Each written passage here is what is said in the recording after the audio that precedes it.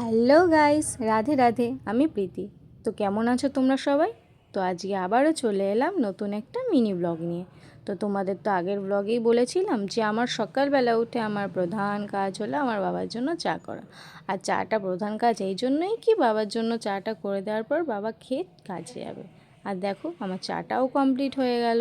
এবার বাবাকে চাটা দিয়ে আমি আমার নেক্সট কাজ যেটা হয় বিছানা গোছানো, সকালবেলা উঠে সঙ্গে সঙ্গে তো আর গোছানো হয় না, যেহেতু বাবাকে চাটা দিতে হয়।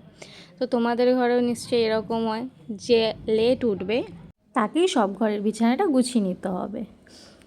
যেহেতু দিদি আজ তাড়াতাড়ি উঠে গেছে তাই সব ঘরের বিছানাটা আজকে আমাকেই গুছাতে হবে। তো তোমরা দেখতে পাচ্ছ বিছানাটা টান টান করে সুন্দর করে আজকে গুছিয়ে নিলাম।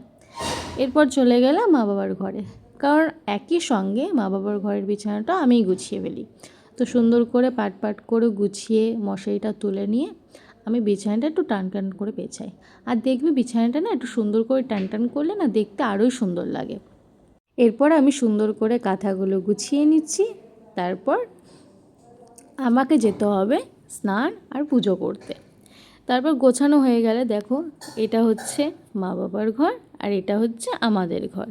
এবার আমি চলে গেলাম ছাদে ফুল তোলার জন্য, যেহেতু আজকে পুজোটা আমাকেই দিতে হবে স্নান টান করে। আর তোমাদের আজকে আমার ছাদটা দেখাই, দেখো আমাদের ছাদে আজকে কত ফুল ফুটেছে। আর আমাদের ছাদেই যেহেতু ফুল গাছে ভরা রয়েছে তাই আমাদের আর বাইরে গিয়ে কিনতে হয় না, ফুল গাছে থেকেই ফুলগুলো তুলে নিই। আর জানো তো লেবু গাছও আছে। তো স্নানটা সেরে নেওয়ার পর পুজোটা সারছি। এবার ঘরটা মুছে নিয়ে সুন্দর করে পুজোটা দিয়ে দেবো। পুজোটা দেওয়ার পর আজ ঠাকুরের কাছে প্রণাম করে চলে এলাম আরেকটা কাজের জন্য, জামা কাপড় মেলতে ছাদে। তো সকালে কিছু খেয়ে আবার নেক্সট ভিডিও পরের দিন।